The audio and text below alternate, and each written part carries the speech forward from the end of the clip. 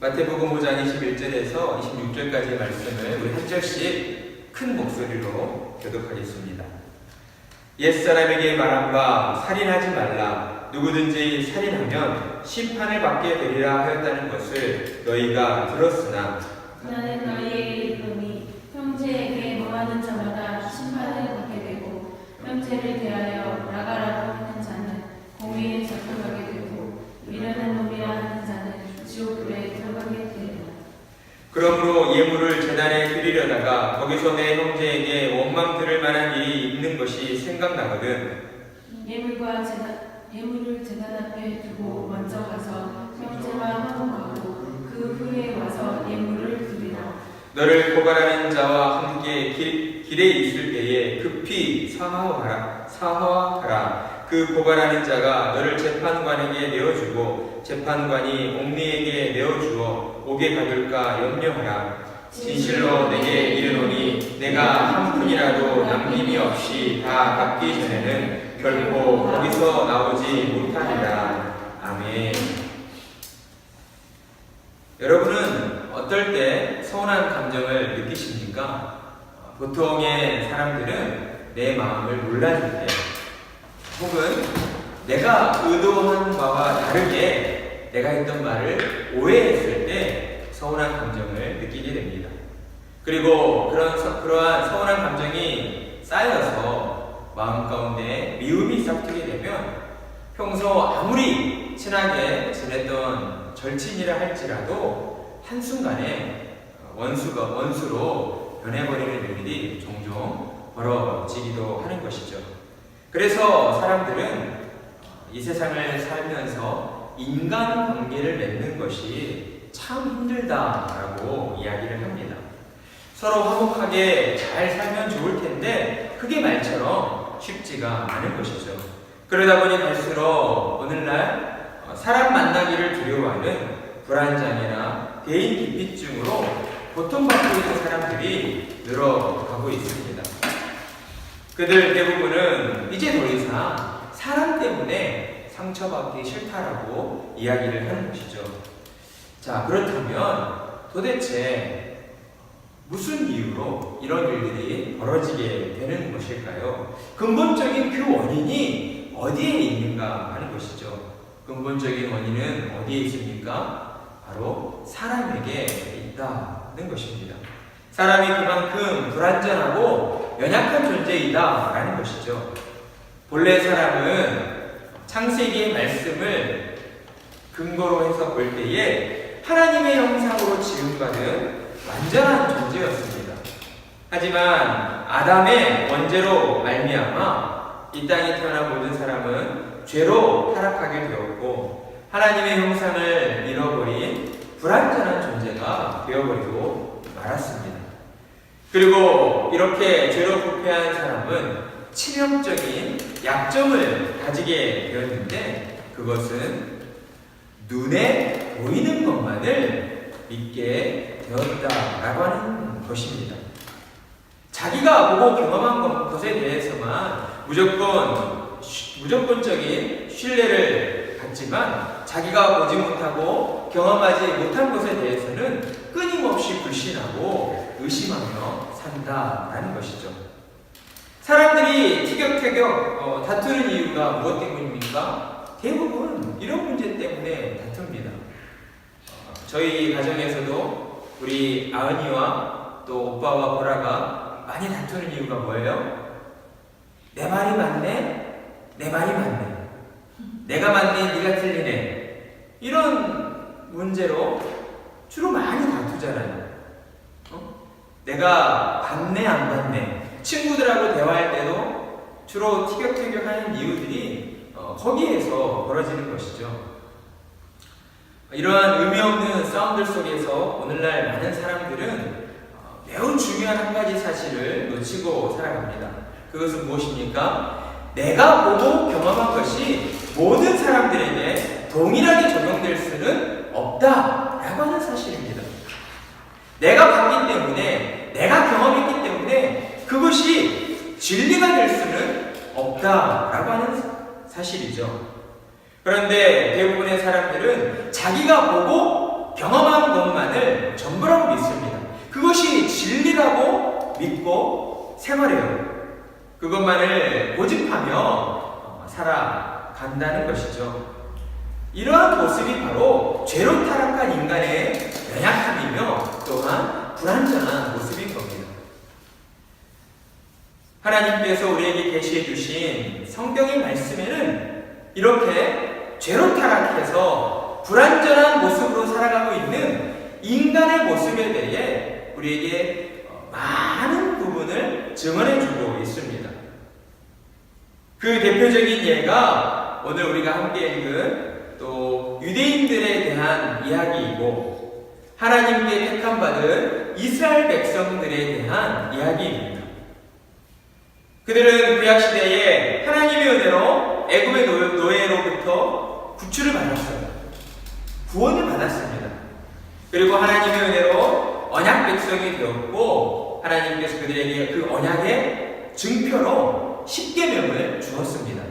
우리가 남녀간에도 사랑을 하고 결혼하게 되면 결혼식 때에 무엇을 주고받습니까? 결혼 반지를 주고받죠. 거기에는 매우 중요한 의미가 담겨져 있잖아요. 하나님께서 부부의 관계로 맺어주셨다라고 하는 이 약속을, 부부의 약속을 맺었다라고 하는 이 약속을 나타내는 징표인 것이죠. 하나님께서도 그런 의미로 이스라엘 백성과 부부의 관계를 맺으셨다라고 하는 그 징표로서 십계명을 주신 거예요. 하지만 이스라엘 백성들은 어떠했습니까? 하나님께서 주신 그 십계명을 오해한 거죠. 자기 나름대로 그 십계명을 해석하고 잘못 가르쳐 왔습니다. 이스라엘 백성들은 십계명을 통해서 자신의 그 연약함을 더 깊이 깨달아야만 했어요. 그리고 그 십계명, 율법을 통해서 하나님과의 바른 관계를 맺기 위해서 우리가 무엇을 해야 하는가? 무엇을 해야 합니까? 하나님 앞에 나아가서 더욱 죄의 용서를 구해야 하는 것이죠. 율법을 통해서 내가 이 율법을 지키지 못하는 참으로 완악한 존재이구나, 참으로 죄 많은 사람이구나 라는 것을 깨닫고 더욱 하나님 앞에 나아가 하나님, 저의 연약함을 불쌍히 여겨주십시오, 저의 죄를 용서해 주십시오라고 하나님께 죄의 용서를 구해야 했던 거죠. 그런데 그들은 하나님이 주신 십계명을 자기들의 자랑으로 삼고 십계명을 통해서 자신들의 의를 어떻게 하면 더욱 드러낼까 하는 잘못된 도구로 사용하게 되었던 것입니다. 그래서 유대인들이 만들어낸 것이 무엇입니까? 그들의 의를 드러내기 위해서 그들은 장로 유전, 예수님께서 복음서에 말씀하시는 장로들의 전통이라고 하는 것을 그들은 만들어냈습니다. 본래 십계명의 율법은 몇 가지예요? 10개의 계명이잖아요. 그런데 모세오경을 보면 여러 가지 그 규율들이 나와 있습니다.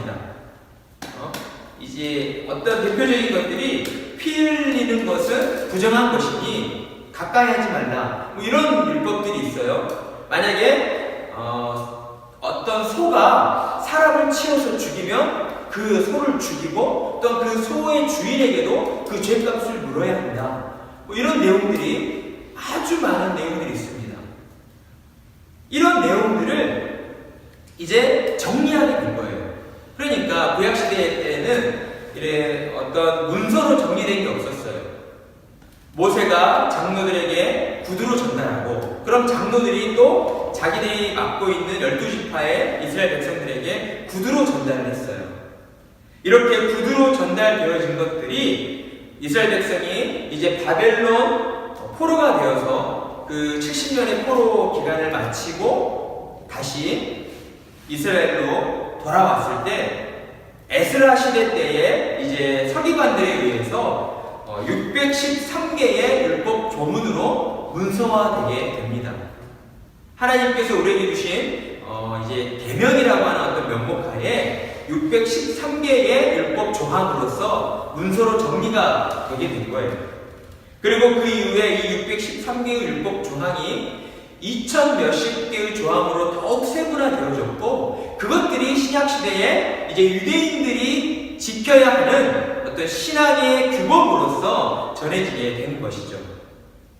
유대인들은 이러한 장로들의 전통, 이것을 장로유전이라고 표현합니다. 이러한 장로들의 전통을 하나님의 말씀보다 더욱 중요한 것으로 여기고, 그들이 성경의 권위보다 더 높은 위치에 이 장로유전, 장로들의 전통을 두는 오류를 범하게 되었던 것입니다. 그래서 마태복음 15장에 보면 예수님께서 바리새인들과 서기관들을 꾸짖으시는 모습을 보게 되는 거죠. 마태복음 15장 2절 말씀에 이제 바리새인들과 서기관들이 예수님과 제자들에게 찾아와서 이제 그 장로들의 전통 가운데에 음식을 먹기 전에 항상 손을 씻어야 한다라는 그런 율법이 있었어요. 왜 손을 씻어야 했을까요? 그들은 네? 비위적인 문제가 아니죠. 유대인들이 율법 조항으로 만들어 놓은 것은 다 신앙과 관련된 문제였어요. 그들은 어떤 생각을 가지고 있었냐면, 하루 동안 일하고 온 그 더러워진 손, 세상에 나가서 때 묻은 그 손으로 음식을 먹으면 그 더러운 손을 통해서 들어가진 그 음식으로 내 영혼이 더러워진다. 좀 우습죠. 그런데 유대인들은 이런 조항을 만들어 놓고 지켜라 라고 했던 거예요. 그러니까 바리새인들과 서기관들이 예수님께 찾아와서 예수님이 제자들과 앉아서 손도 씻지 않고 예수님께서 공생의 기간 동안 어때요? 많은 사람들과 같이 식탁교제를 즐겨 하셨잖아요. 그때마다 바리새인들과 서기관들이 예수님께서 계신 그곳을 찾아갔어요. 왜요? 예수님께서 어떤 잘못을 저지르는지 지켜보려고. 그때도 마찬가지였던 거죠. 그런데 예수님께서 식사를 하시기 전에 손을 씻지 않은 모습을 본 거예요. 그래서 바리새인들과 서기관들이 이렇게 예수님께 질문했죠. 예수님, 당신의 제자들이 어찌하여 장로들의 전통을 범하나이까? 떡 먹을 때에 손을 씻지 아니하나이다 라고 예수님을 비난하면서 이렇게 질문을 했습니다. 그러자 예수님께서 뭐라고 대답하셨습니까? 그 다음 절에 나오는 15장 3절의 말씀을 보면 대답하여 이르시되, 예수님께서는 변명하지 않으셔요.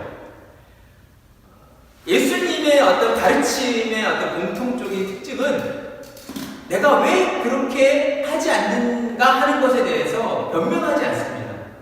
왜요? 예수님께서 하나님이시기 때문에. 하나님께서는 하나님이 말씀하신, 하나님이 지키라고 한 것이 무엇인가에 대해서 다시 한번 강조해서 말씀하시는 거예요. 대답하여 이르시되, 너희는 어찌하여 너희의 전통으로 하나님의 계명을 범하느냐? 예수님께서는 도리어 바리새인들과 서기관들을 꾸짖으시며 그들이 잘못하고 있는 것들을 말씀해 주신 거예요. 바리새인들과 서기관들은 구약 성경에 능통하고 스스로 그들이 만들어 놓은 장로들의 전통, 율법을 누구보다 잘 지킨다고 하는 사람들이었지만, 당시의 종교 지도자들이었지만, 그들은 예수님이 말씀하신 그 꾸짖음이 어떤 의미로 하신 말씀인지를 도무지 깨닫지 못했던 거예요. 우리는 이 부분에서 하나님을 잘 안다고 하는 그들이 얼마나 오랜 시간 동안 하나님의 계명을 철저하게 어기고 있었는가 하는 것을 생각해 볼 필요가 있어요. 그리고 또한 반대적인 측면으로 그렇게 오랜 시간 동안, 구약시대 때부터 예수님이 오시기까지면 거의 이제 500~600년 이상, 거의 1000년에 가까운 시간인데, 그 오랜 시간 동안 그렇게 하나님의 율법을 어기고 있는 그들, 그 유대인들의 모습을 정말 오래 참아주시고, 그런 그들에게 하나님께서 약속해 주신 메시아 예수 그리스도를 또 하나님의 때에 보내어 주신 그 하나님의 그 사랑이 얼마나 크고 위대하고 놀라운 것인가를 우리는 다시 한번 생각해 볼 필요가 있다는 것이죠. 그리고 성경에서 증언해주고 있는 이러한 유대인들의 모습을 거울 삼아서 우리 자신을 돌아봐야 하는 거예요. 우리 또한 하나님의 오래 참아주시는 그 사랑이 아니었다면 우리 모두는 지옥에 떨어지고 말 사람들이었어요. 하지만 하나님께서 우리를 오래 참아주셨고 그리고 예수 그리스도를 이 땅에 보내어주심으로 말미암아 예수님의 십자가의 공로로 말미암아 우리가 구원을 얻고 하나님의 천국 백성이 되었다라고 하는 사실이죠. 이 모든 일들이 오직 하나님의 은혜로서만 이루어졌다라고 하는 사실을 우리가 다시 한번 기억해야 한다는 것입니다. 우리 자신이 의로워서가 아니죠. 우리가 하나님 앞에서 착한 일을 많이 했기 때문이 아니에요.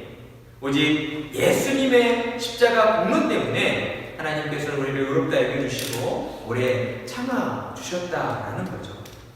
하나님께서는 지금 이 순간에도 저와 여러분을 오래 참아주시고 계십니다. 하나님의 오래 참아주심의 증거가 바로 우리가 이 시간 거룩한 주일로 하나님 앞에 예배드릴 수 있다라고 하는 거예요. 하나님 앞에서 한 주간의 우리의 삶을 돌아보면 하나님 앞에 내세울 게 아무것도 없잖아요. 하나님, 저희만큼 하나님을 기쁘시게 해드리는 일들을 많이 했습니다라고 우리가 내세울 만한 것이 있습니까? 없잖아요. 그럼에도 불구하고 우리는 주일을 맞이하여 또 이렇게 하나님 앞에 나와서 어떻게 보면 너무 뻔뻔하지만 하나님 앞에 이렇게 예배드릴 수 있다는 것이죠.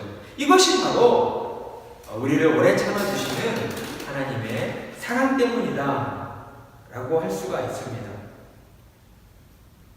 지금 이 순간에도 하나님의 보좌 우편에서 신자로 부름받은 우리들을 위해 중보하고 계시는 예수 그리스도 때문에 하나님께서는 우리를 심판하지 아니하시고 우리를 긍휼히 여겨주시고 오래 참아주시고 또한 거룩한 주일 하나님 앞에 나와 예배드릴 수 있도록 우리를 인도해 주신다라고 하는 것이죠. 우리는 이 사실을 잊지 말아야 할 것입니다. 매일 매 순간 하나님의 오래 참아주시는 그 사랑 그리고 그 사랑의 징표가 되어주시는 예수 그리스도를 더욱 온전히 기억하며 살려고 애써야 한다라는 거예요. 그러할 때에 우리는 이 땅에서 더욱 예수님을 닮아가는 그래서 하나님을 기쁘시게 해드리는 참된 믿음의 사람으로 살아가게 될 것입니다. 그리고 이어지는 이제 오늘의 말씀은 이제 지난 주일에 들었던 율법의 성취자로 오신 예수님께서 바리새인들과 서기관들이 어떻게 그 율법을 잘못 해석하고 있었는가, 율법의 해석에 대한 문제를 우리에게 가르쳐주고 있는 거예요. 예수님께서는 이 율법이 부족한 것이다, 이 율법이 문제가 많다, 문제투성이다라고 우리에게 말씀하시려는 것이 아니라 종교 지도자들이었던 바리새인들과 서기관들이 하나님이 주셨던 그 율법을 어떻게 잘못 해석해서 왜곡해서 전했는가를 우리에게 바르게 전해 주시고 있다는 것이죠. 율법의 참된 의미가 무엇인가를 몇 가지 사례를 들어서 우리에게 설명해 주시고 있습니다. 21절에서부터 이제 48절 그리고 6장으로 넘어와서 이제 1절에서 4절 말씀, 이러한 말씀들이 다 몇 가지 사례들에 해당하는 것이죠.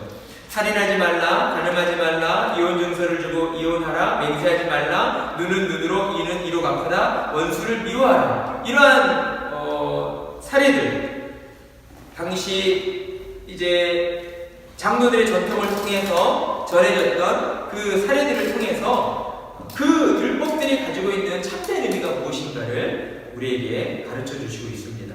첫 번째 21절 살인하지 말라라고 하는 율법입니다. 우리 21절 말씀을 함께 읽어볼까요? 시작. 옛사람에게 말한 바 살인하지 말라. 누구든지 살인하면 심판을 받게 되리라 하는 것을 너희가 들었으나. 아멘. 자, 여기서 먼저 옛사람은 누구를 가리키고 있는가? 당시 바리새인들과 서기관들이 이제 회당에 모여서 구약 성경을 가르칠 때에 항상 서두로 꺼내는 말이 이 표현이었습니다. 옛사람이 말한 바. 그러니까 바리새인들과 서기관들이 내가 지금 말하고 있지만, 내가 가르치고 있고 내가 교훈하는 이 말은 내 말이 아니라 구약시대 때에 하나님께서 모세에게 주셨던 그 율법이고, 모세를 통해서 장로들에게 모세로부터 이제 전파되어져서 장로들을 통해 가르쳐져 왔던 그 전통, 장로들의 전통에서 말하고 있는 것이다 라고 하는 것을 먼저 이제 드러낸 것이죠. 예수님은 유대인들의 그 말을 빗대어서 이제 다시 한번 말씀해 주고 있는 거예요. 그러니까 이 옛사람은 곧 누구를 가리키는 거예요? 구약시대 때의 모세와 장로들을 가리키고 있는 것이죠. 유대인들의 조상들을 가리킨다고 할 수가 있습니다. 옛사람에게 말한 바. 그리고 이제 21절의 마지막 부분을 보면 너희가 들었으나 라고 예수님께서 말씀하고 있습니다. 그러니까 옛사람에게 말해진 것, 하나님께서 율법으로 주신 것, 그것이 이제 모세와 장로들을 통해서 구두로 전해졌고, 장로들의 전통으로 이제 너희들이 율법으로 지키고 있는 것, 그것을 너희가 들었다. 하지만 이런 의미잖아요. 들었으나 라는 것은 들었다. 하지만 거기에는 뭔가 좀 조금은 문제가 있다. 이런 것을 예수님께서 이제 드러내 주신 거죠. 21절에서 이제 그들이 들은 그 율법의 내용은 무엇입니까? 출애굽기 20장 13절과 신명기 5장 17절에서 말씀하고 계시는, 우리가 함께 교독하고 있는 10계명에서 여섯 번째 계명인 살인하지 말라라고 하는 이 계명에 대해 너희가 들었다라고 하는 것이죠. 하지만 바리새인들과 서기관들이 너희가 들은 살인하지 말라의 그 율법이 가지고 있는 참된 의미를 너희는 지금 바르게 깨닫고 있지 못한다라는 것을 예수님께서 이제 나타내 주셨습니다. 그렇다면 그들이 잘못 깨닫고 있는, 오해하고 있는 그 부분은 어떤 부분일까요? 예수님은 이를 22절 말씀을 통해서 살인하지 말라는 율법을 어떻게 해석해야 하는지, 살인하지 말라는 율법의 참된 의미가 무엇인가를 우리에게 가르쳐 주시고 있습니다. 자, 22절 말씀을 함께 읽어보겠습니다. 시작. 나는 너희에게 형제에게 노하는 자마다 심판을 받게 되고, 형제를 대하여 나가라 하는 자는 공회에 잡혀가게 되고, 미련한 놈이라 하는 자는 지옥불에 들어가게 된다. 아멘. 우리는 21절의 말씀과 살인하지 말라는 말씀과 이제 너희가 그 계명을 듣기는 들었지만 뭔가 잘못 알고 있는 것이 있다. 너희가 그 말씀을 들었으나 라고 하면서 이제 22절의 말씀을 주시고 있다는 것은 21절에 살인하지 말라는 이 말씀과 분명히 긴밀한 연관이 있다는 것을 우리에게 보여주신 것이죠. 아무 의미 없이 22절의 말씀을 하신 게 아니다라는 것을 우리가 알아야 합니다. 그렇다면 예수님께서는 어떤 의미로 이 살인하지 말라의 계명과 이 22절의 말씀을 이제 연관 짓고 계시는가? 예수님께서는 살인하지 말라고 하는 이 율법을 외형적인 것만으로 해석하고 계시지 않다라는 것을 우리에게 보여주신 것입니다. 예수님 당시 바리새인들과 서기관들이 살인하지 말라는 율법을 문자 그대로만 해석을 해서 사람을 죽이지 않으면 이 율법을 지킨 것이다 라고 생각하고 있었던 거죠. 그리고 그렇게 가르쳐 왔습니다. 하지만 예수님께서는 살인하지 말라는 이 율법, 하나님의 율법은 그저 어떤 외형적으로 행위적인 것으로만 해석해서는 안 된다라는 것을 우리에게 가르쳐 주신 겁니다. 율법에 담겨져 있는 그 정신, 하나님께서 살인하지 말라고 하신 그 정신이 무엇인가를 너희가 깨닫고 알아야 한다라는 거죠. 살인하지 말라는 율법에는 사람을 때려서 피 흘리거나 죽이는 어떤 외형적인 것만이 아니라 사람의 그 마음으로부터 일어나는 어떤 폭력적인 마음들, 누군가를 미워하고 그 미움이 커져서 분노하게 되고 그 분노가 커져서 증오하게 되고 저주하게 되는 이런 마음들 또한 사람을 때려서 피 흘리게 하고 죽이는 살인하는 것과 동일하다라는 것을 우리에게 가르쳐주고 있다라는 것입니다. 첫 번째, 형제에게 노하지 말라고 말씀하십니다. 형제에게 노하지 말라는 것은 우선적으로 믿음의 형제들을 가리키는 것이죠. 하나님의 자녀들 안에서, 하나님을 믿는 백성들 안에서 서로를 향하여서 화를 품고 분을 품어서는 안 된다라고 말씀하신 것입니다. 이것은 어떤 일시적인 화, 어떤 단순한 화, 이걸 의미하는 건 아니에요. 화를 품고 분노를 품지 말라, 노하지 말라라고 하는 것은 그 믿음의 형제를 향하여서 어떤 마음으로 정말 저 사람이 싫어, 정말 저 사람이 미워하는 마음이 커져가지고 그 분노의 마음이 커져서 그 상대방을 향하여서 이제 화를 발산하게 되는 그런 잘못을 저지르지 말라는 것이죠. 그리고 두 번째로 라가라고 해서는 안 된다라고 말씀합니다. 이 라가라고 하는 단어는 헬라어로서 아무것도 아닌 놈, 헛된 놈, 멍청한 놈, 한마디로 욕이에요. 그 당시 유대인들이 사용하던 욕입니다. 이 욕설 가운데에는 어때요? 상대방을 모욕하는 의미가 담겨 있잖아요. 그러니까 상대방을 모욕하는 이러한 잘못을 저질러서는 안 된다는 것이죠. 어떤 이유로 이렇게 멍청한 놈이라고 모욕을 발설하게 됩니까? 그 사람을 향한 어떤 화를 품게 되었을 때, 분노의 마음이 커질 때, 그 마음이 밖으로 표출되었을 때 상대방을 모욕하게 되는 거죠.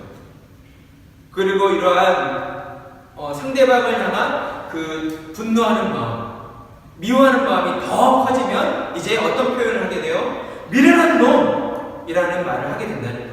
이거는 우리가 의식하는 것처럼, 요즘 오늘날 알고 있는 것처럼 그저 무언가를 잘 몰라서, 무언가를 잘 못해서 이런 의미의 미련한 놈이 아니에요. 그 당시 유대인들이 표현했던 이 미련한 놈은 하나님께로부터 저주받아서 하나님께 심판받아 지옥에 떨어질 놈이라는 그런 의미를 담고 있습니다. 그러니까 이게 얼마나 무서운 말이에요. 이 세 가지 행위가 다 무엇으로부터 시작이 됩니까? 우리 마음에 품은 믿음의 형제를 향한 미워하는 마음, 그리고 화나는 마음, 분노하는 마음으로부터 시작이 되는 거예요. 그러니까 예수님께서는 살인하지 말라는 이 율법의 정신으로 볼 때 이 살인하지 말라라고 하는 율법은 단순히 다른 사람을 죽이지 말라, 이런 외형적인 것만이 아니라 어때요? 형제에게 노해서는 안 되고, 형제에게 라가라고 해서는 안 되고, 형제에게 미련한 놈이라고 해서는 안 된다. 결국 너희가 마음으로부터 형제를 미워하고 형제를 분노하고 증오하고 이런 잘못을 저질러서는 안 된다는 것을 우리에게 가르쳐 주셨다라는 것이죠. 그리고 이 모든 것들은 하나님 앞에서 동일하게 같은 죄의 무게로 하나님께 심판을 받게 되고, 그리고 이 모든 죄는 결국 하나님의 심판으로 말미암아 지옥불에 떨어지게 되는 형벌을 받게 되는 것이다 라고 우리에게 가르쳐 주셨다는 것입니다. 따라서 우리는 21절에서 22절의 말씀을 통해 살인하지 말라는 율법에 담겨진 참된 의미가 무엇인가를 세 가지 교훈으로 살펴볼 수가 있습니다. 첫째는 하나님은 외형적인 죄뿐만 아니라 마음으로 범하는 죄, 마음으로 짓는 죄를 더 크게 보신다라고 하는 사실이에요. 왜 그렇습니까? 하나님은 영원으로 존재하는 분이시기 때문에 그렇죠.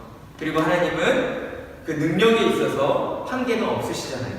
무한하시고 전능하신 분이시잖아요.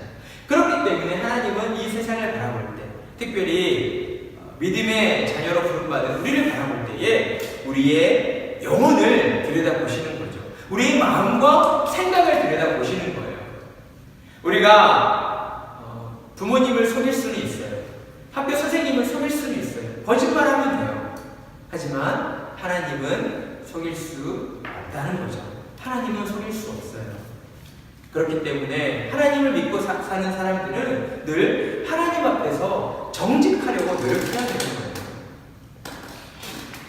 그리고 두 번째 교훈은 무엇입니까? 하나님 앞에서 죄의 크고 작음은 있을 수 없다는 거예요. 어떤 죄가 더 크고 어떤 죄가 더 작고 이런 어떤 죄의 크고 작음을 나눌 수가 없다는 거죠. 따라서 우리는 하나님 앞에 섰을 때에 아주 경밀한, 우리가 생각했을 때에는 아무것도 아닌 거라고 생각할지도 모르지만 그것들조차 하나님 앞에서는 심판받아 마땅한 죄라고 하는 사실을 우리는 늘 기억하며 살아야 한다라는 것입니다. 그리고 세 번째는 무엇입니까? 하나님은 모든 종류, 모든 형태의 어떠한 폭력적인 것도 죄로 여기신다라고 하는 사실이에요. 물리적으로 피해를 준 것만이 폭력이 아니에요. 언어 폭력도 폭력이 되는 거죠. 말로 사람을 죽인다라고 우리가 표현하잖아요. 그 말이 정말 맞는 거예요.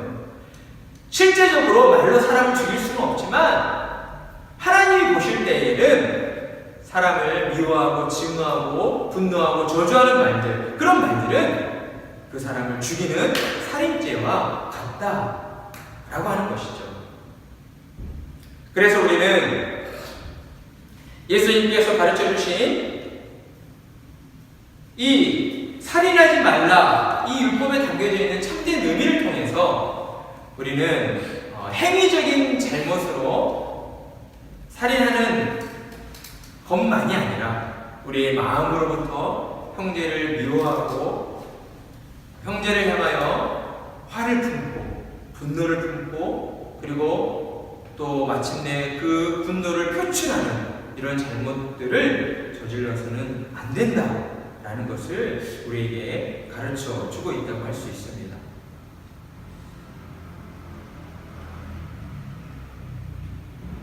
이러한 예수님의 가르침을, 이 살인하지 말라에 담겨져 있는 온전한 의미의 가르침을 우리가 생각할 때에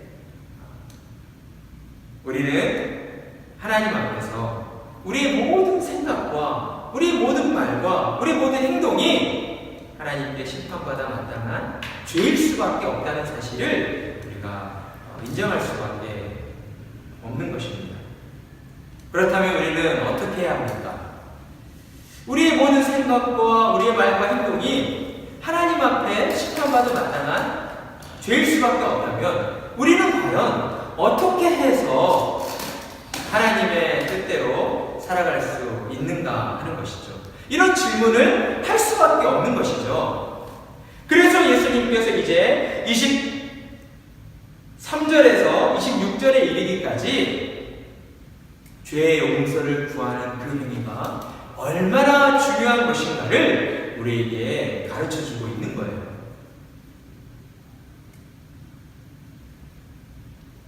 용서를 구하는 것이, 또 용서해 주는 것이 하나님 앞에 나와 예배 드리는 그 행위보다 더 중요하고, 그것을 더욱 하나님이 기뻐하신다라고 우리에게 말씀해 주시고 있다는 것이죠.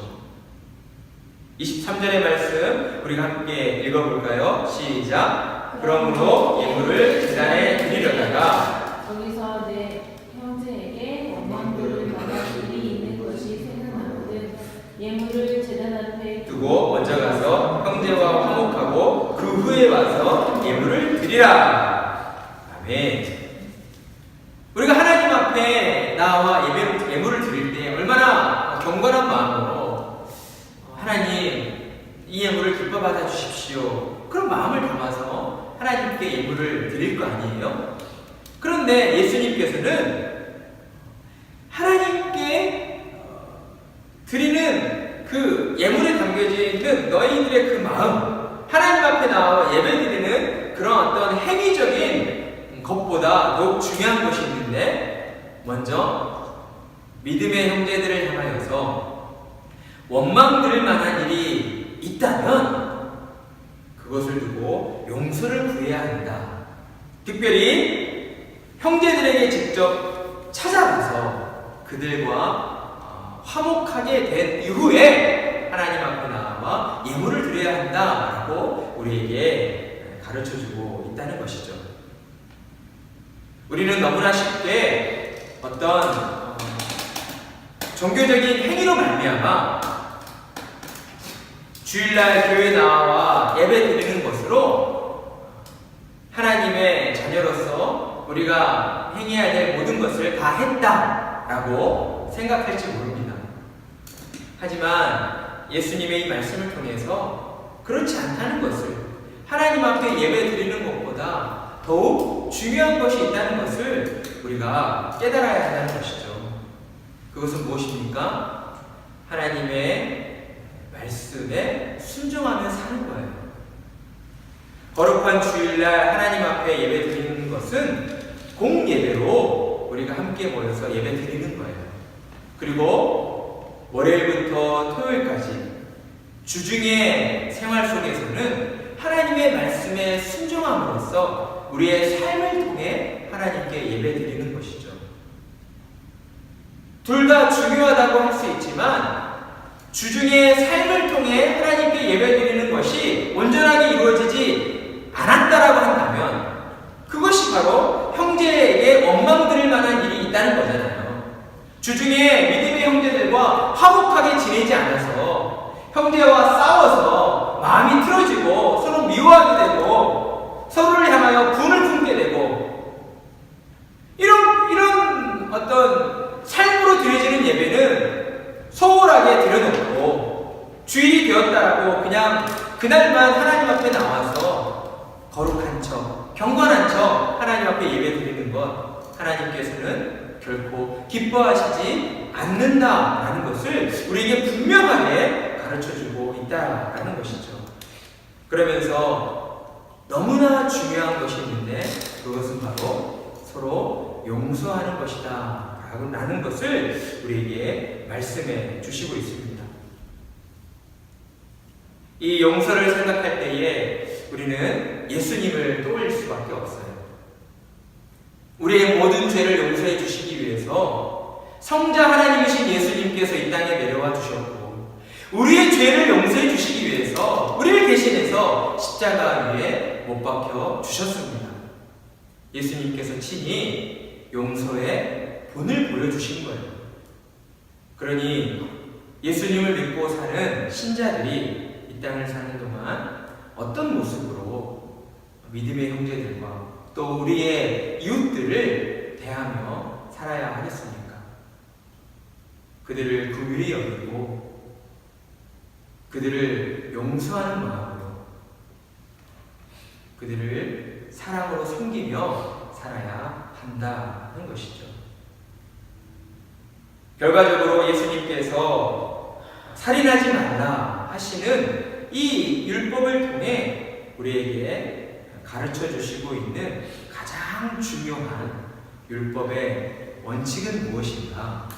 그것은 바로 서로 사랑해야 한다는 것입니다. 예수님께서는 살인하지 말라는 이 율법이 단지 외형적으로 누군가를 때리거나 누군가를 죽이는 것만이 아니라 정말 우리가 마음으로부터 우리 믿음의 형제들을 사랑하고 아끼고 그리고 서로를 용서해야 한다는 것을 우리에게 가르쳐 주고 계신 거예요. 이것이 바로 살인하지 말라는 율법에 담겨진 참된 의미인 거죠. 그런데 하나님의 말씀을 잘 알고 있다고 하는 바리새인들과 서기관들은 이러한 율법의 참된 의미를 깨닫지 못했던 거죠. 그러니까 그냥 나는 살인하지 않았으니까 율법을 지켰습니다. 그러니까 어때요? 그것을 가지고 자기의 자랑으로 사는 거죠. 내가 이만큼 의로운 사람이야. 나는 다른 사람을 때리지도 않았어. 나는 그러니까 하나님께 구원받아 마땅한 사람이야. 이렇게 살아왔던 거죠. 하나님이 보셨을 때에 얼마나 가증스러웠을까. 그러면서 또한 어때요? 하나님께서 그들을 얼마나 오래 참아주셨는가 하는 것을 우리는 늘 기억해야 하는 겁니다. 우리 또한 별반 다르지 않잖아요. 우리들도 하나님을 믿고 산다고 하지만 한 주간의 삶 속에서 하나님을 얼마나 많이 생각하고 삽니까? 하나님을 얼마나 많이 의식하며 살고 있나요? 많이 그렇지 못하잖아요. 대부분은 학교 생활, 친구들과의 관계, 먹고 사는 문제, 우리 육신적인 그런 편안함을 위해서 우리가 더 많이 신경 쓰고 더 많이 노력하며 살고 있잖아요. 우리는 예수님의 이 율법의 참된 의미 앞에서 우리 자신의 신앙을 점검해 봐야 할 것입니다. 그리고 우리가 정말 하나님의 말씀에 합당한 자로 살아가고 있는지, 이 하나님의 말씀에 담겨진 제1원칙, 서로 사랑해야 한다라고 하는 이 사랑의 원리를 우리가 얼마나 실천하며 또 우리의 삶 속에 적용하며 살아가고 있는지를 우리가 늘 돌아보아야 한다는 것이죠.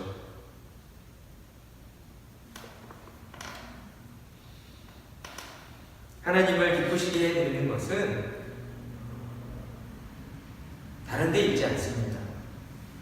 우리의 삶 속에서 우리 마음으로 먼저 하나님을 더욱 사랑하고 그리고 우리의 믿음의 형제들과 우리의 이웃을 사랑하며 사는 것입니다. 하나님은 그것을 가장 기뻐 받으셔요. 서로 사랑하며 사는 것. 우리가 많이 부족하고 연약해서 하나님의 말씀에 온전히 순종하기 어려운 그런 연약한 자들이지만 우리가 하나님의 말씀에 순종하려고 더욱 애쓰고 노력하면서 예수님의 이름으로 간절히 기도한다면 하나님께서는 우리에게 성령의 은혜를 부어주시고 이 땅 가운데 하나님을 사랑하고 또 우리 이웃을 사랑하는 그런 믿음의 자녀로 살아가도록 이끌어 주시는 분이십니다. 그런 하나님을 더욱 믿고 의지하여서 우리 마음 가운데 사랑의 마음을 주십시오. 하나님의 말씀을 온전히 깨닫게 하시고 그 말씀에 순종하는 자로 살아가도록 주님 도와주십시오 라고 간절하게 기도하시는 복된 성도님들이 다 되시기를 간절한 마음으로 축복합니다. 아멘.